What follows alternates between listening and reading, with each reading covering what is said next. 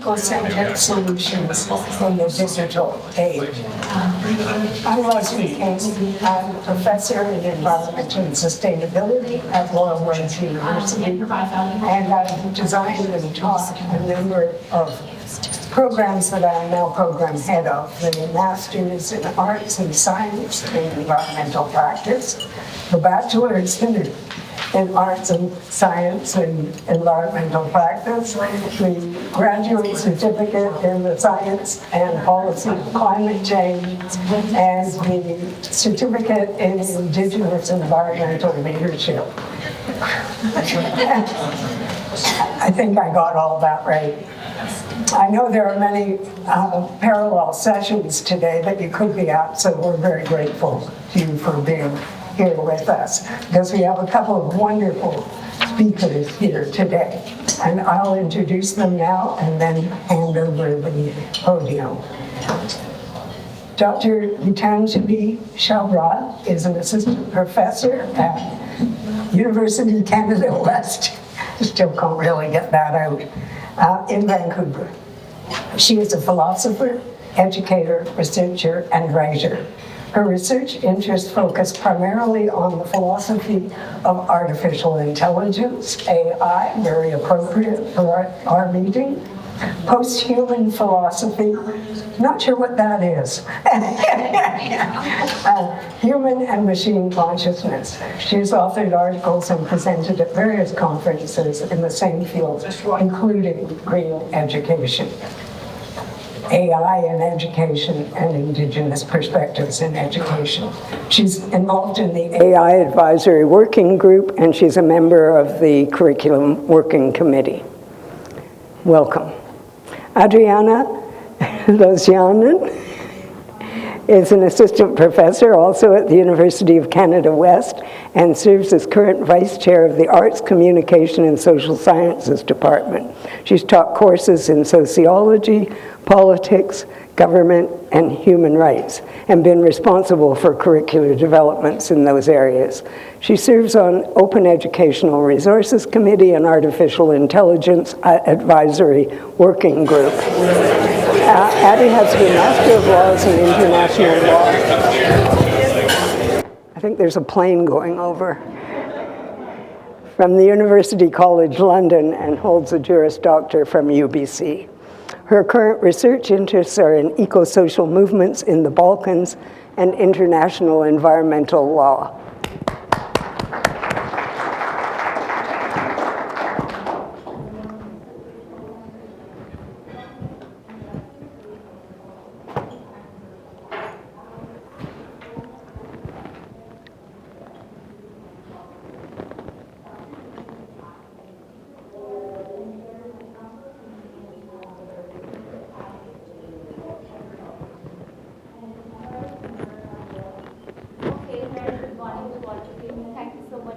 For the lovely introduction. So as Leslie mentioned, our session is going to focus on innovative green learning, eco-centric solutions in the digital age. So for the first 10 minutes of the session, I'll be discussing more about eco-centric consciousness and how artificial intelligence, AI, can help achieve or enhance or develop eco-centric consciousness in the education sector. And Addie will be discussing more on integrating sustainability in AI and also through experiential learning and project-based approaches. And she'll also be discussing about balancing AI with ethical concerns. So I'll begin by discussing why we are talking about green education in the digital age. So as we all know, for any transformation, education must play a very pivotal role, as it is the building block and the cornerstone for any ecosystem. And in today's world, we live in a world of polycrisis, such as war, poverty, climate crisis, and also technology disruption, which we can, of course, debate and argue that it is definitely for augmenting humans. But at the same time, in the education sector, for a few of us, it can also be a reason of collective anxiety. So to navigate all of these challenges, it is important, it is essential that education must focus on developing certain goals to transition through this landscape in a more positive manner. So education must focus on global adoption of more sustainable practices, driving green careers through AI and technology. So green pedagogy or green education can help foster a sense of agency amongst the learners, amongst the individuals, to acquire the right kind of skills towards transitioning towards a more digital, greener future ahead. So personally, I identified 2 challenges in the digital education age, and this is not through any research that I did, but just through my observation. So first is that, for degree programs and courses which are explicitly focusing on sustainability and AI aspects, students may resonate with it more because they have enrolled in that degree program. However, for a lot of other courses which do not focus on sustainability and digital AI aspects explicitly, it may become very challenging for educators to integrate these values and sensitize our students into these courses.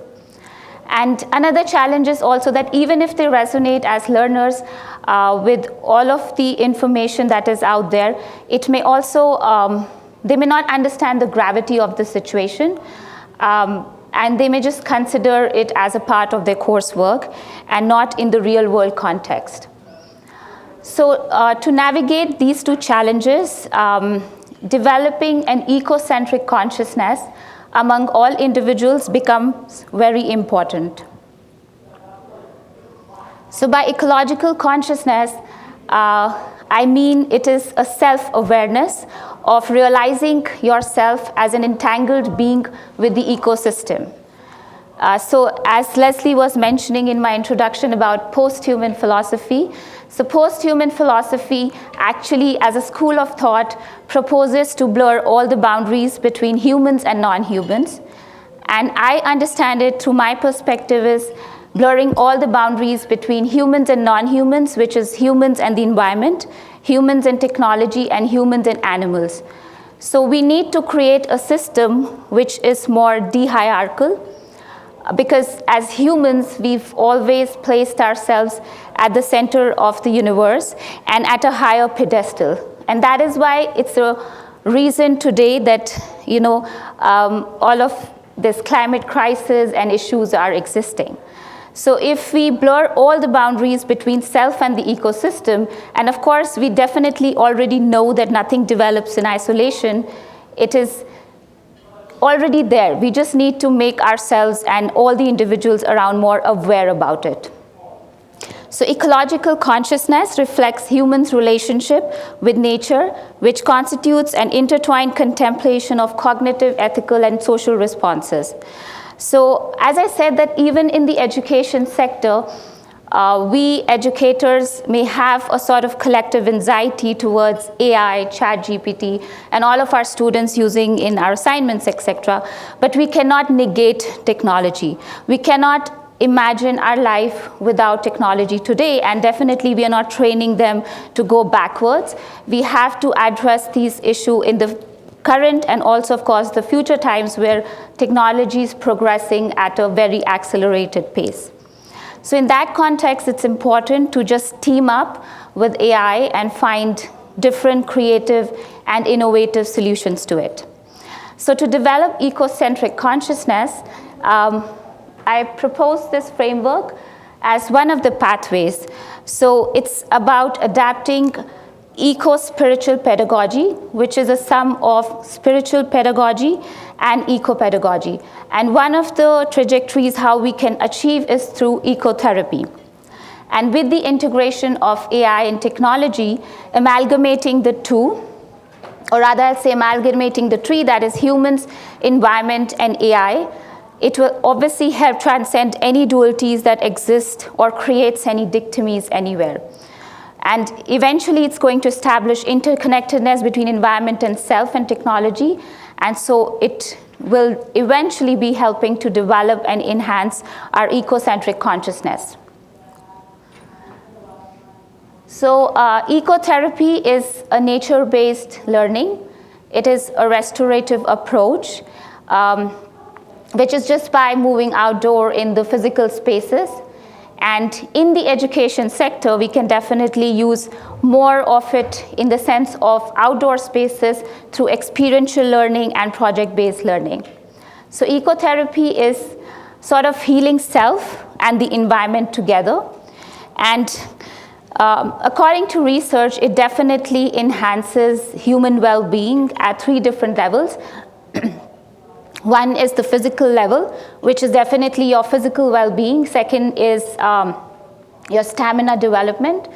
And in psychological well-being, it is obviously helps in your enhancement of memory, focuses better to create your concentration, and social well-being, just to create a very happy mood by connecting with environment. However, these also, whatever I said, has a lot of challenges because, again, in the education sector, it may not be possible all the time to actually go out there and use the physical spaces. And of course, today we are in Calgary and it's, I think, minus 10 or 20 degrees. So it's humanly not possible to actually go connect with the environment.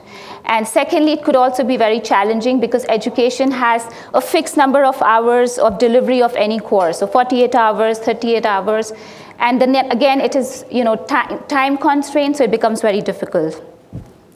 Third, I would say it is also maybe more costly because it may not, again, humanly be possible to travel to those places and connect. So in that context, AI plays a very, very important role, and through the integration of AI, it can definitely help augment ecotherapeutic aspects. So we can integrate virtual reality for nature-based immersive realities, wherein through simulations, you're actually experiencing nature in reality. And AI can also be used for understanding, monitoring, and predicting changes in the natural world. So definitely it is more accessible, it is more inclusive, it is obviously more cost-effective. And we also have to understand that we are 80% of our, I would say, learners are Generation Z and future generations, Alpha, Beta to come, who are digital natives.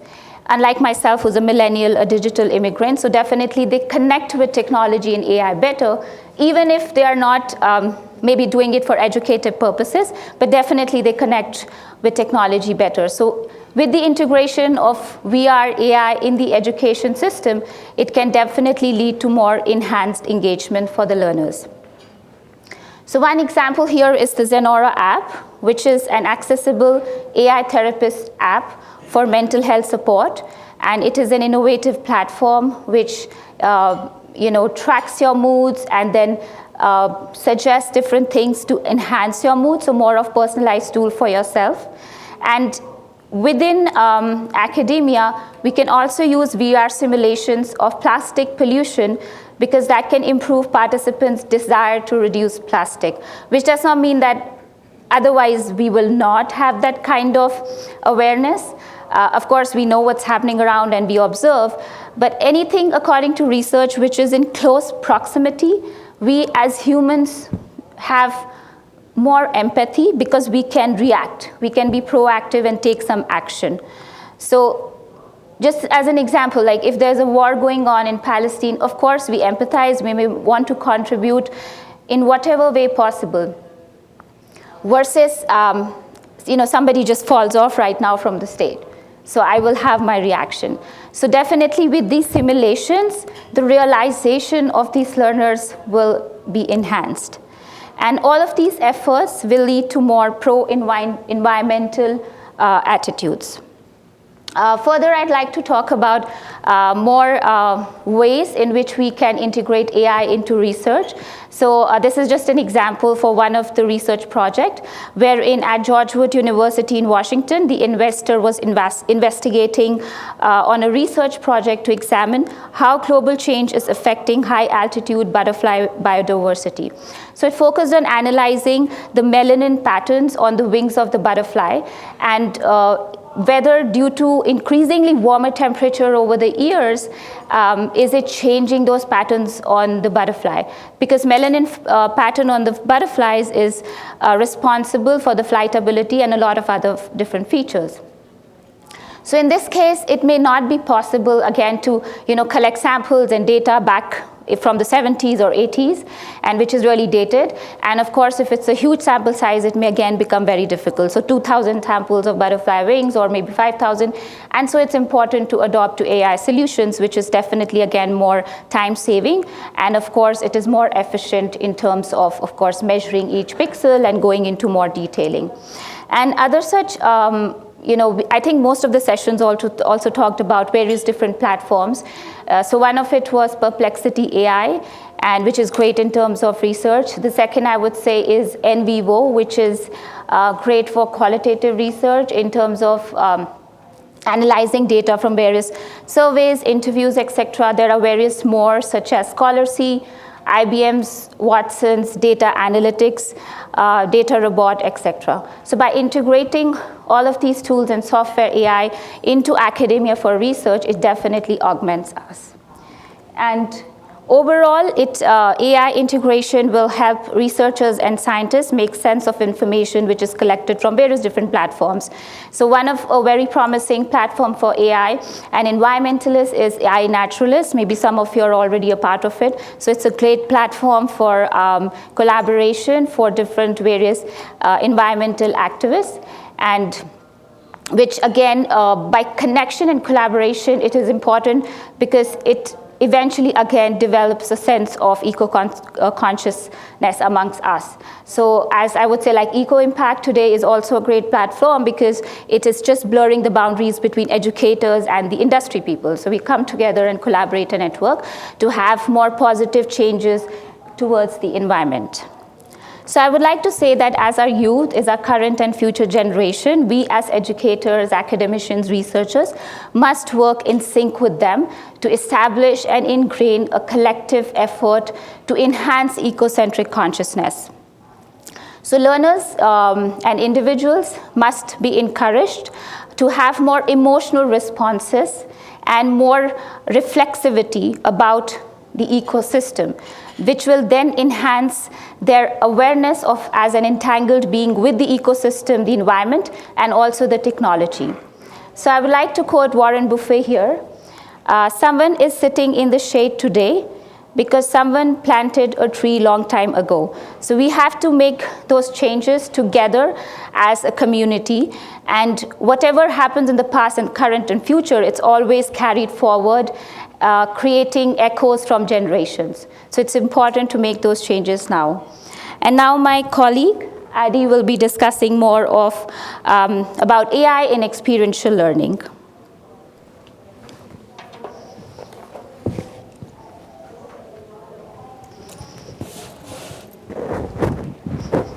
Good morning. Thank you very much. Thank you, Leslie. Thank you, Gitanjalay. And thank you all for being here. This is my first time in Calgary. I'm also from Vancouver, but I have to say that the weather may be a bit colder. I'm finding that the people here are very warm. I've had some wonderful conversations, so thank you all for that. My discussion is going to pivot a little bit to discussing how sustainability fits into experiential learning, and then how open educational resources in particular connect to sustainability. And I will end with some comments and some remarks about the ethical issues with AI use. I know we've heard a little bit about that over the last couple of days, but particularly about the issues as they relate to education. So with this increased demand that we are seeing in the world, this reliance on rapidly changing technologies, we've entered a period where a lot of jobs are transitioning. They're transitioning to being connected to artificial intelligence use, or some are actually being switched completely to artificial intelligence use, or even automation. And that's leading to a major shift in the types of skills that employers are looking for and that employers need with workers that are going to be able to utilize these technologies in appropriate ways.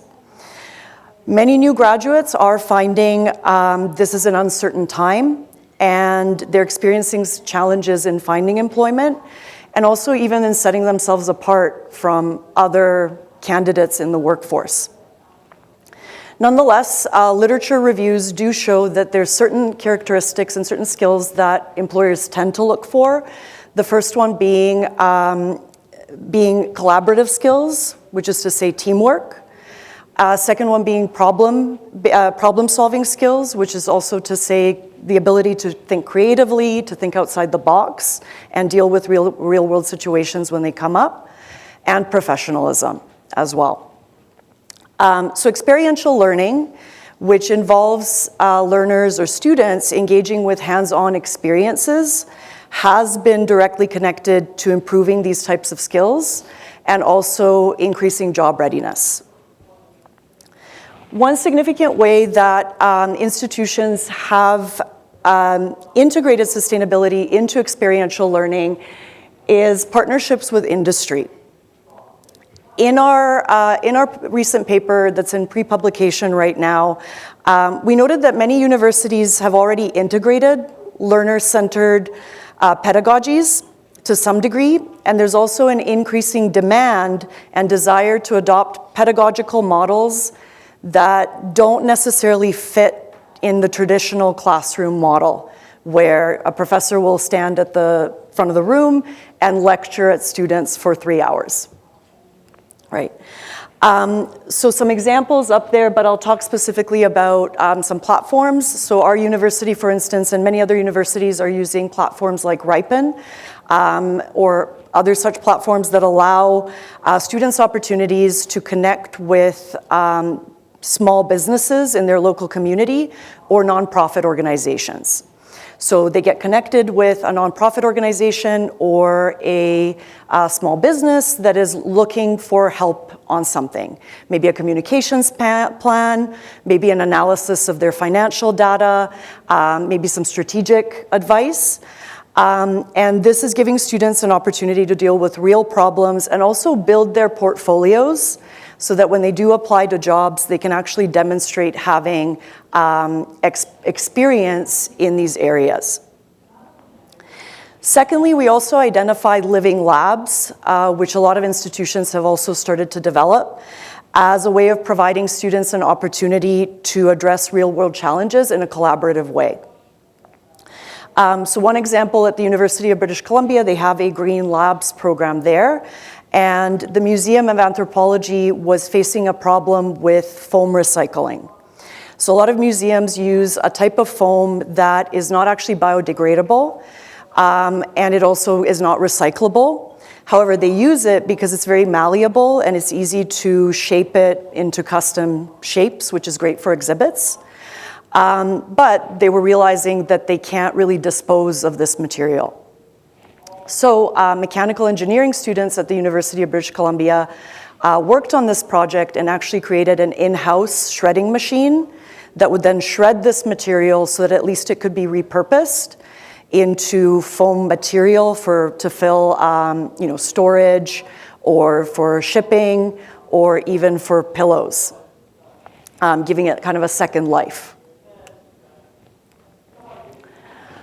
In some cases, experiential learning or real-world scenarios might be more difficult to come by, and that could be because some things might be too dangerous or simply because of cost effectiveness, that some experiences are not really attainable without significant funding. And this is where technology can really jump in and connect with experiential learning, but also just learning in general. So for instance, at Stanford University, there is a virtual human interaction lab where learners get opportunities to see real-world problems as if they were in front of them through virtual reality or augmented reality. So for instance, they can see the impacts of deforestation, or they could see the impacts to marine biodiversity that's done by different industrial fishing practices. So they can pick the best practice for that particular area. And in the studies that the virtual human interaction lab has done, they've also found that this improves retention. Learners are better able to remember important concepts, and it also increases their feelings of climate citizenship. Some institutions are also using, because of, for instance, spacing issues, like our campus is located in downtown Vancouver on the urban peninsula, and if you've been there, it's quite dense. There's not a lot of room. There is Stanley Park, but it's a lot of high-rise buildings. So because our campus is located downtown, there's simply not a lot of space. So building innovation hubs or building any type of lab can be a real challenge. So some universities are turning to technologies like Proteus, which is, I think, a augmented reality device that students can use to actually simulate being in a science lab. So they can run like chemistry experiments safely without anything exploding, safely and see what the results of a chemical reaction might be. So these are ways of getting around some of these issues that universities might face with space or even the cost of building things out. Finally, a big opportunity for technology and learning is also through adaptive learning. And what I mean by that is that AI could be used a little bit like a personal tutor. Students do have very diverse learning needs.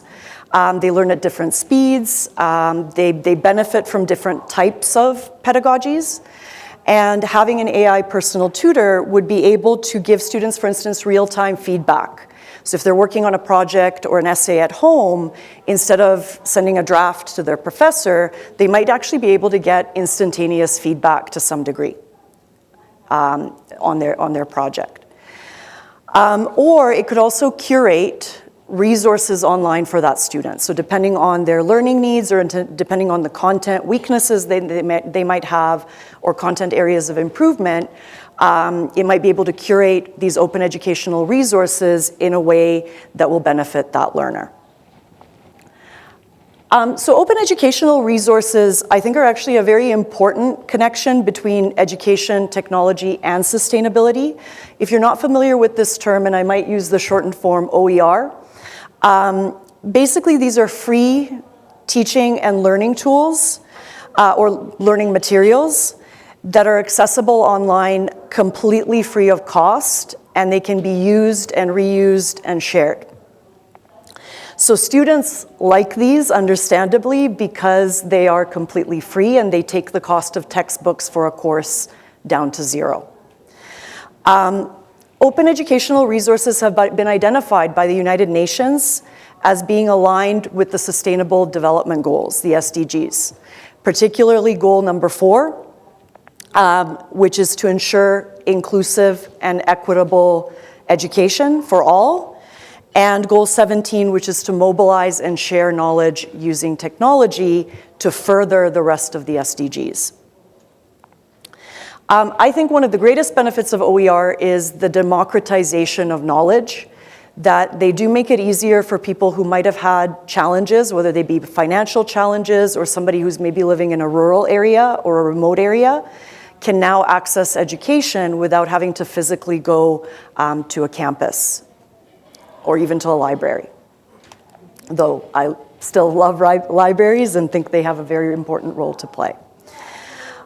So I'd like to kind of end my discussion a little bit with some of the ethical concerns that I have with AI and that I think maybe some other people have with AI, or at least I've heard in the last couple of days. That though AI does present absolutely wonderful opportunities, we simply do have to be aware of the risks. We know, for instance, that AI models are trained on existing data sets, and that can lead to inherent bias. So Carnegie Mellon University did a study or did some research on Google's advertising algorithms, and actually found that their advertising algorithms was showing high-paying jobs as ads to men more often than women users. And that just leads to perpetuating gender biases.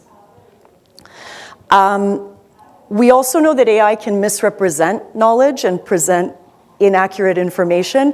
I don't know if you all saw, there was a meme last year that went around, it was very viral, where somebody put into ChatGPT how many R's are in the word strawberry. And yes, I had to also count them myself, and it took me a moment, but ChatGPT responded 2. And there are 3. But the funny thing was, so that this went viral, because it was a great example of just, it made such a small mistake, but if it can make such a small mistake, it can certainly make larger mistakes that we're not even catching, necessarily, unless we're looking for them. But what I found really funny was then people started asking it more questions like, hey, you got that wrong, try again. And ChatGPT would sometimes say, my apologies for the confusion, I've looked at it again, and I'd like to say that there are 2 R's in strawberry. And there was even one that I saw where it actually said there was 1 R in strawberry. So certainly, the fact that we can't know for sure that the information there is 100% accurate unless we verify it, because it's really just predictive text. Using AI also involves data collection, and I think we all have concerns about privacy and data privacy. How is the information that we put into ChatGPT even being utilized? As well as copyright infringement.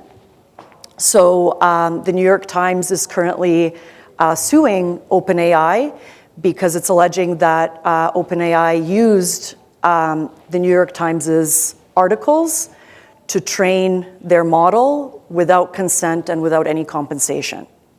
Right. The environmental footprint is also sometimes overlooked. We think of technology as solving the problems of climate change and solving the problems of sustainability, which it definitely can do, but at the same time there is an ecological cost. These data centers that where AI has to run consume a lot of energy, and they actually get very hot. So they need to be cooled, and I think that's why there's been some speculation of maybe building some of the data centers in colder climates as a way around that.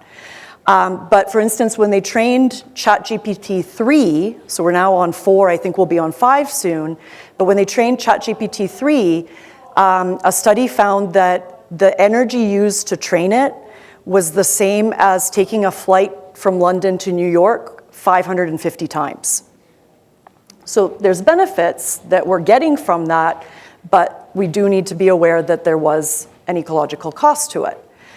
Even the water footprint, a recent study about AI being thirsty found that any 5 to 50, so they weren't able to get it precisely, but they said 5 to 50 prompts use up about 500 milliliters of water.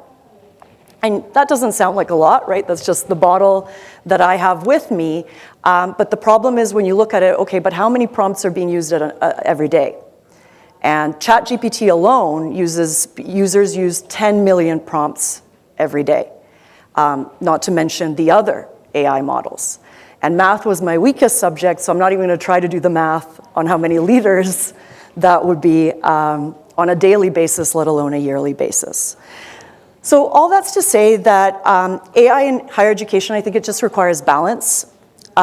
There's currently a major drive to increase productivity, and I think part of that is simply because Canada in particular did not see a bounce back after COVID in productivity that might have been expected, so it seems like we're lagging a little bit behind.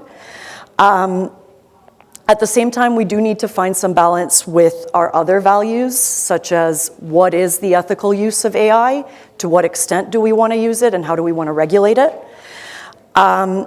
We can't escape it. AI certainly is going to enter our life world, and it's entering education as well.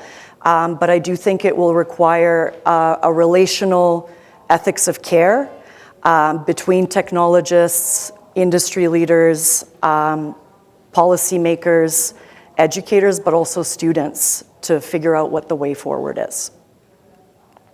So thank you very much, and I'm looking forward to our discussion.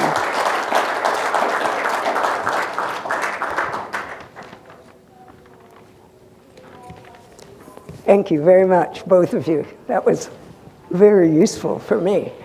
All of my courses and programs are fully online, so I face these challenges every day. I use some of these techniques, but I'm going to have to use more in future. But one of my favorite assignments in one of my courses was a virtual field trip. Now you may wonder what a virtual field trip is, and it wasn't using VR. I had the students who live scattered all over the country, sea to sea to sea, go out and look at local issues that reflect global problems. And they had to film them and take them back to the virtual classroom. So that was one I loved, but not everyone can do that.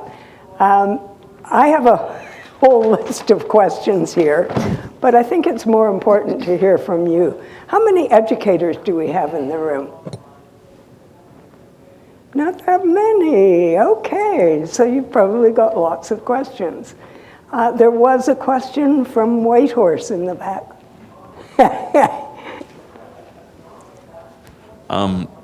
I just wanted to make a comment that there can't be any, I don't see how putting on AI goggles is ever going to replace actually going into nature. That's one. And the other one was at the end, you said that somehow AI is using water. I'm curious how that is, how are you coming to that? So it's not that it's using water, and thank you, yeah, I should clarify. It's not that it's necessarily using water, but the data centers where the AI is being processed, real-time processing is happening, because these data centers are very massive. They consume a lot of energy, and they actually get very hot. So to cool them, it requires, I think, water evaporation to some extent. So that's what I think they were measuring in that study. Okay, but that's not really that big a deal. I thought you were meant polluting water or No, something it's like that. the use of water. The use of water. In cooling, yeah. Good. Yes. I should have asked how many students there are in the room. Thank you.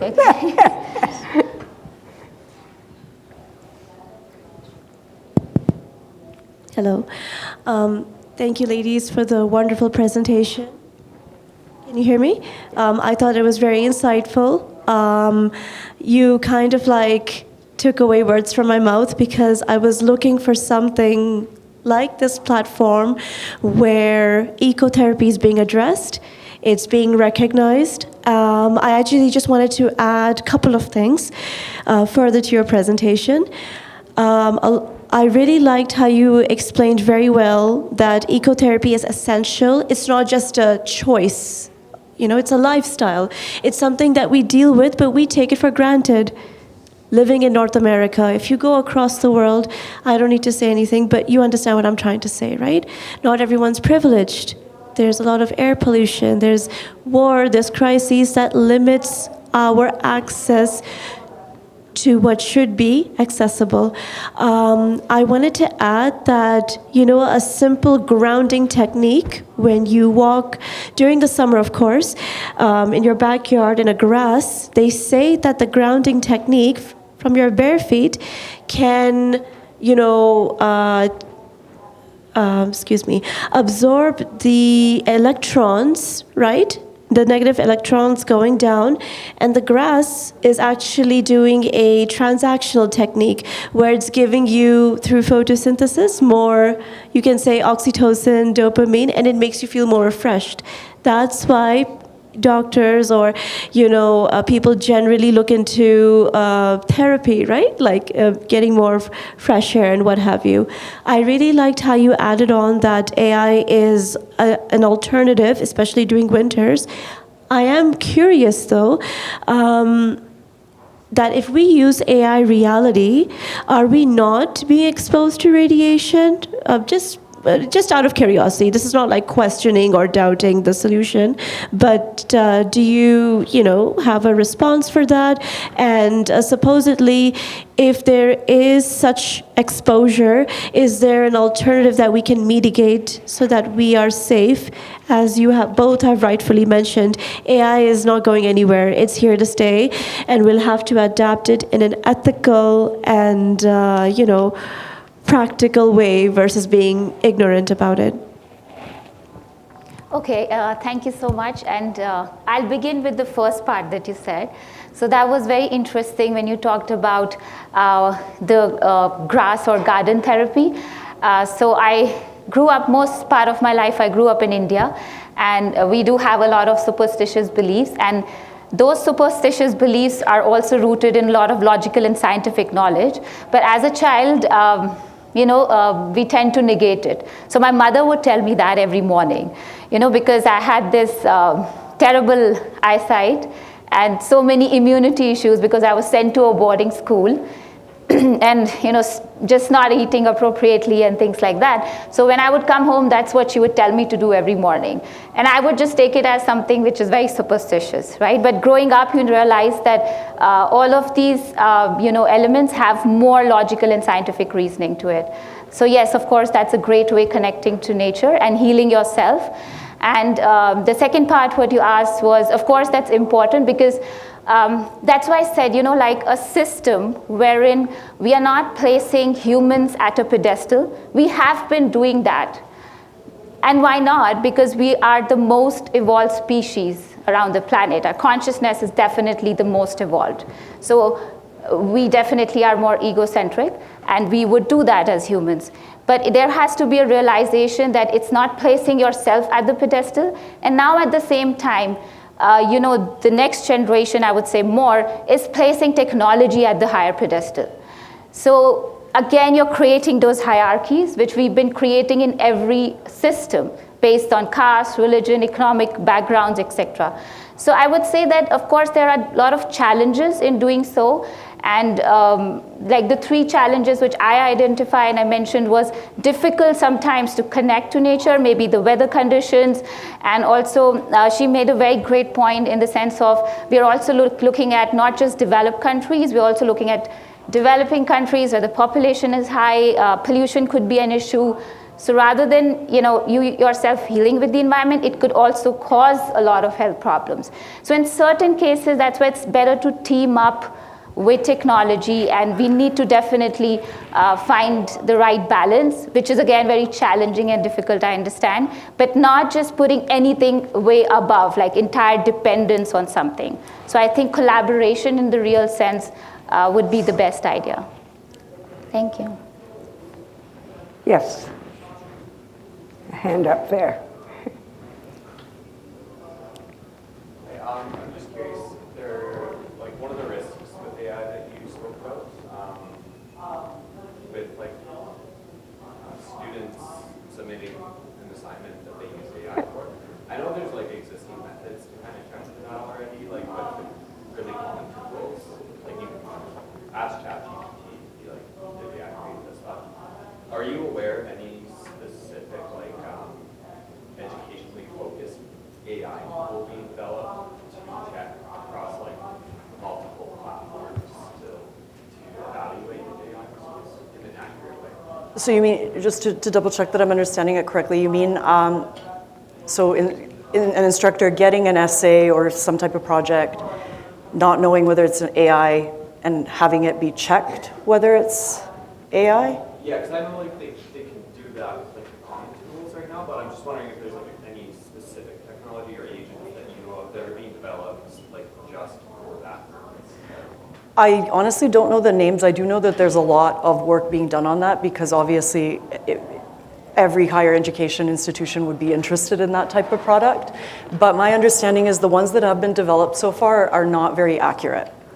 They have limited access. The others, Yeah. So limited access to data, but also I think simply there's false positives. I think the famous case is that somebody put the US Constitution into one of these AI checkers, and it said that the US Constitution was written by AI. So I think after that, even us as educators lost a lot of trust in these checkers.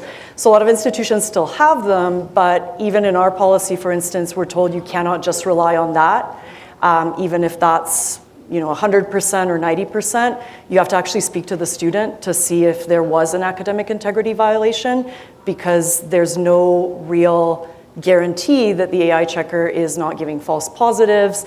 I think it's also missing a lot of things that may be AI generated. Like I've read some papers where you just have a feeling, having read hundreds of them, it feels like AI, it's lacking that kind of human emotion. It's similar to other papers, but it's not flagged. It has like 0. Mm-hmm. So I've stopped even relying on the AI checkers, and it's more just if there's something that's off, then I can speak to the student about it. My favorite AI checker is the one that I have, which is the students themselves. Yes. So I have a disclosure form, and this morning, before I came here, I got a huge essay, 150 pages, and I looked through it and I thought, wonder how much this is AI. I flipped to the bottom of the document, and sure enough, there was her AI statement, disclosure statement. And I love that because the students delight in using these tools, and they delight in telling me how they've used them. So that's my way of checking, and I love it. And it makes them much more thoughtful about their use, too, when they have to describe it to me. So, thank you. I'd like to add there. So, at our university, we do have a policy wherein we as educators cannot use any external AI checkers. So whatever is embedded in the learning management system, they just upload the assignments there, and that's the only checker we can use. The reason is that because when they use Turnitin, they are actually ticking the box that they agree that their content is okay, it's going there. But they have not agreed that you can, paste their content elsewhere. So technically it's, just unethical, like doing that without a policy. So I think I would go with Leslie said, because we do need to check, it's important, but at the same time, this also kind of, we lose trust between educators and students. Yeah, and different laws for privacy, right? Yes. That's why I feel like there needs to be a specific one for education that is regulated by a specific set of laws. But yeah, anyways, that's just I have 2 more questions, one in the front and one white horse again. Let's do the one in the front first. Sorry. So mine is not a question. It's like the perspective of the student. So sometimes, I agree that I also use a ChatGPT, and then I humanize it using the AI as well, which is cannot be detected when I check it to the other AI as well, like Killbot or something. And then sometimes when I check it, like even though it's my own words as well and own research as well, they detected this as AI. So sometimes the professor are probably mistaken it, like when they check it on AI, it's like 100% AI, but sometimes it's our own words as well. So that's why we need to paraphrase it again and again. It's not a question, but yeah.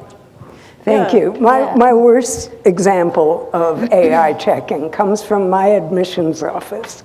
So I get the application forms from students, and the AI checker says, this student plagiarized this phrase. Therefore, I think that I am well suited for this program. Duh. So I hate that AI checking because it's just a phrase that people use in their applications, but they come back warning me that this is AI checked. White horse. I got to learn your name. It's Shane. I just wanted to say the entire point of education is to understand.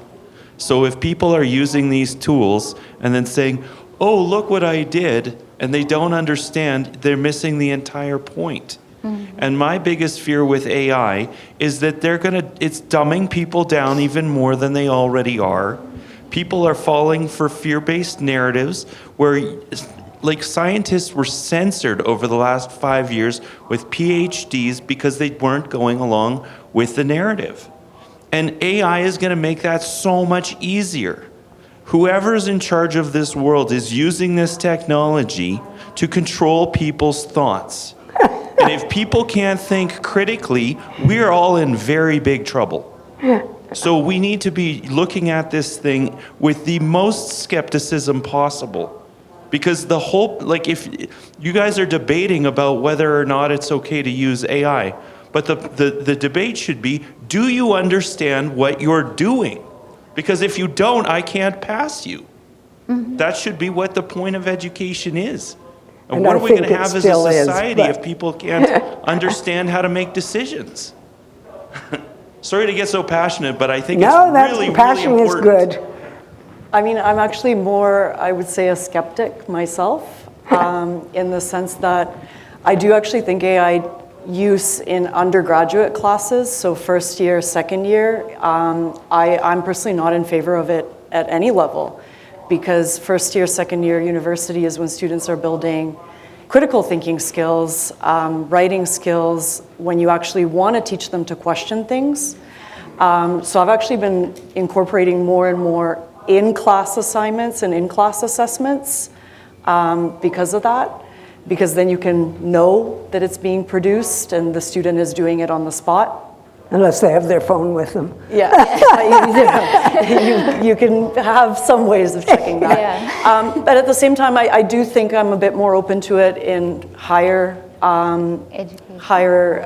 levels, masters in particular, because often when somebody is already a master's student, they've already attained those basic fundamental skills, and now they can maybe manipulate the AI with that ability. But I take your point, because I do actually consider myself more of a skeptic in terms of the benefits it's going to have to society. I do think that there's a lot of social risks.